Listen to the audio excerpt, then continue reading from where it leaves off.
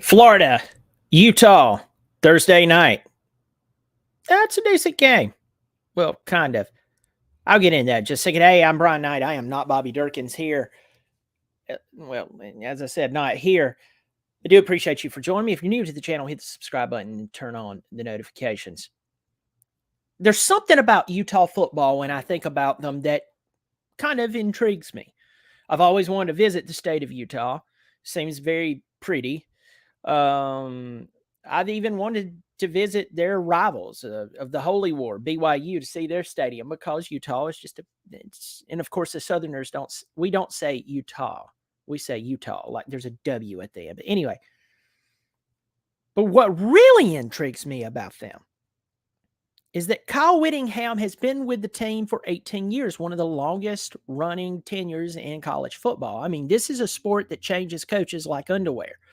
I mean, if you change them regularly, yeah. But last year they played a Florida team. Yes, they had Richardson, and I know Florida had, but we also know what happened to Florida. They went 6-7 in their very last game. Yes, people sat out, but in their very last game, they got the brakes beat off of them by Oregon State. And you could say Oregon State is up and coming, but this is Florida. Florida is supposed to be amazing. Now, between you and I have no hard feelings towards Billy Napier. I think he's a good coach. I just don't think he was a good hire for this job. They were trying to hire Urban Meyer. They were trying to find another small school that they could get another Urban Meyer. But what they forget is Urban Meyer came from where Utah. Yeah, that's right. So he didn't come straight out of what, Bowling Green or wherever it was he came out of. He came out of Utah, which he had to play some solid competition. I just don't see Napier being the right man for the job. But getting back on subject, this is an interesting game for me because Utah lost this game last year. Well, it was in the swamp. As bad as Florida was, that shouldn't have mattered. And I'm going to dive into that here. Got Tiger Nate in here. May there to you, my friend. So as I was saying, this game's going to be Thursday night in 2 days at 8 p.m. on ESPN, kicking off week 1 of college football. This game will be at Utah in Salt Lake City. Utah is a 6.5-point favorite. And I believe that they would be more of a favorite if we knew if their starting quarterback, Cameron Rising, was actually going to start the game. We still don't know if he's going to start the game. Before I came on this broadcast, I Googled Cameron Rising. We still don't know if he's playing. As of right now, if it comes out in a day and you're like, hey, I'm watching this video, he's playing or he's not playing, that's tomorrow. That's in the future. But at this point, we don't know if the guy who's responsible for over 3,000 passing yards and 26 touchdowns will be playing the game. That's kind of a big deal. So let me give you a quick rundown of each team. Let's start with the Florida Gators. Now, once again, this is not a preview of each team, but I do want to give you some ideas of who they are and what they are and what maybe they're not. Last year, Florida was 6-7. As I said, they ended up losing to Oregon State 30-3 in the Las Vegas Bowl, if that tells you anything. Now, of course, Anthony Richardson was one of the top picks in the NFL draft. I still question whether he should have been picked that high, but that's another discussion for another day. On the offensive side of the ball, they return only 4 starters. They have 3 returning starters on the defense. They did receive Graham Mertz. You're like, Graham Mertz? That name sounds... Graham Mertz is the guy who a few years ago at Wisconsin went off for like 400 and something yards in his first start. And now he's playing for the Florida Gators. At running back, you have Montrell Johnson Jr. and a guy for us Clemson fans, we know his last name very well, Etienne. Yeah, his brother Trevor Etienne, who's a very talented young man, is playing for the Florida Gators. Now, if you're looking at wide receivers, Ricky Pearsall, 6'1", 190-pound senior. This guy can play, he can move. He's got talent. Dante Sanders, They only have one returning offensive lineman, and that is Kingsley.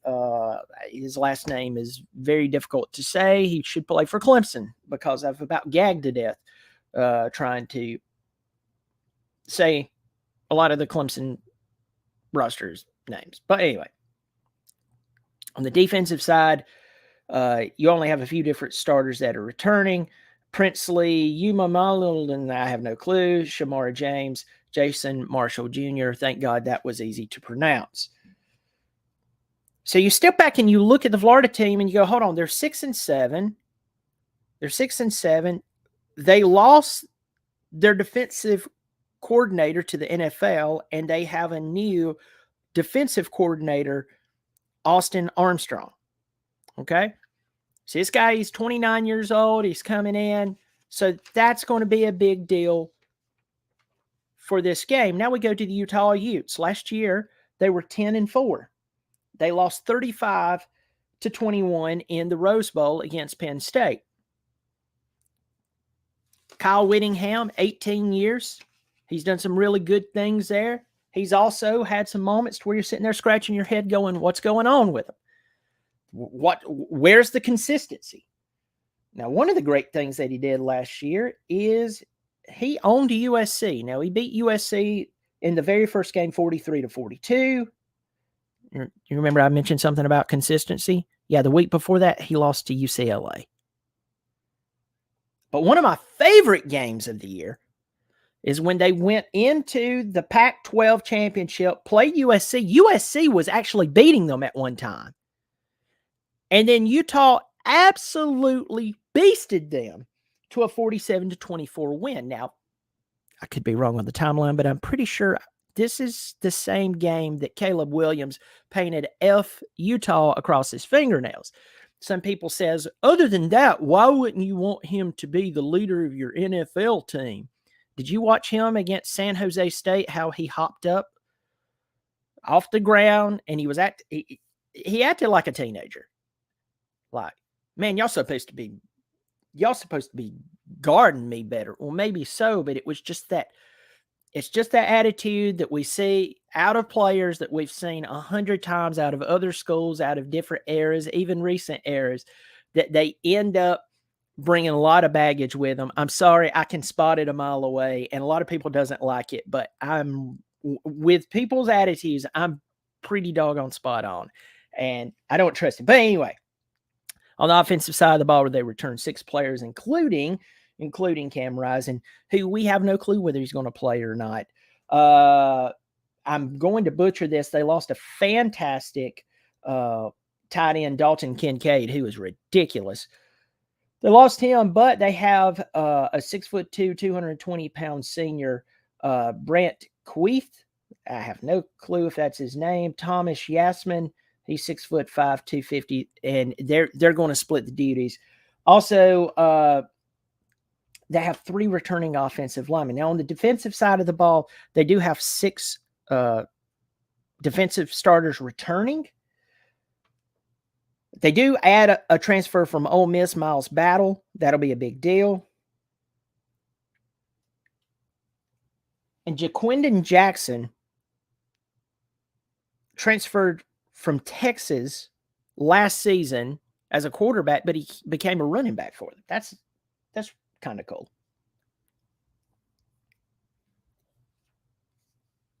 Now, Andy Ludwig was offered a job to move on, their offensive coordinator. Notre Dame came calling. They were like, hey, we lost Tommy Reese. He's going to Alabama. We don't know how that happened. But we would like for you to come run things. He turned down the Irish. It's very interesting. It means he must love working for Whittingham. So I'm going to get to the point here. We're 9 minutes in. I haven't seen significant injuries to either team that are just massive, except for the question with Cam Rising. The truth is, if Cam Rising does not start this game, who does? Do they have the mental capacity to play against a Florida team that, quite frankly, has been embarrassed? Will Billy Napier even be the coach by Halloween? of Florida, if he bombs like he bombed again last year's, sorry, that was his very first year. He went 6-7. You don't go 6-7 at Florida. Transparently, if Cam Rising starts this game, I guarantee you that Utah wins the game by that 7 points, maybe by 10. If, I just did that too, yes. If Florida can, or if Utah can get over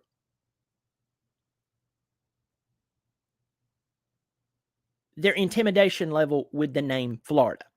When I think of Florida, I think of the 90s Steve Spurrier's team that just murdered teams. I think of the Urban Meyer, Tim Tebow, yes, all the craziness that went on down there, but they could play football.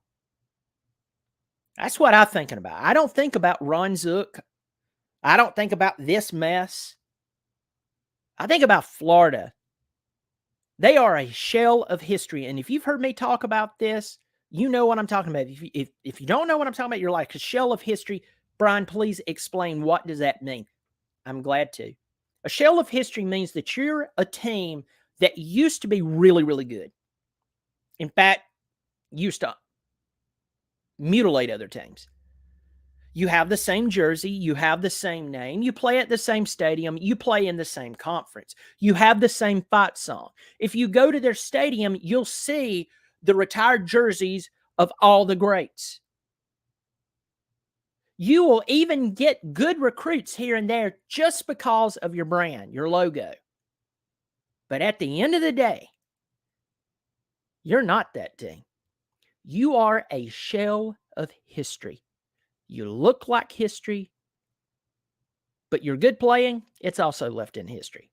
You're not the same team. And if Utah can get over that mindset when it comes to playing Florida, and just come out there and play good, solid football, if Cam Rising plays, they win this game by 7 to 10 points easily. But if they come out there and they are enamored with Florida, that we're playing the Florida Gators, this is a big game. I'm not saying that you don't respect them. What I am saying is you treat them as they are. What's up, Slim Shady Kings? The Florida Gators, they have enough talent on the team to where you have to respect it, but they are not the same Florida Gators of old. In Utah, if you really, really want to do something to start your season off right, you owe it to yourself to go in there, play tough football, and don't be afraid of them.